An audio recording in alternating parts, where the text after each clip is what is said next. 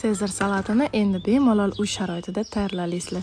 Buning uchun toster nonni kubik shaklda kesib olamiz. Listimizga chiroyli qilib tekislab, ustidan pripravani sepib 5-10 minut duxovkada qizartirib olamiz.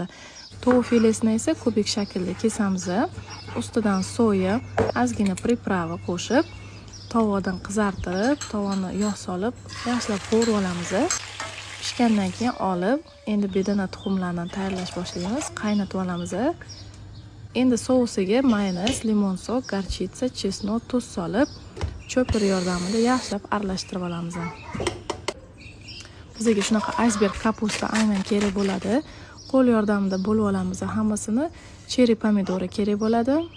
Bedana qaynatilgan tuxumlari, suxarik, sousimiz, hammasini aralashtirib olamiz. Sezar salatga aynan parmezan sir kerak bo'ladi. Mayda terkadan chiqazib olamiz va shunaqa qilib chiroyli qilib bezatamiz.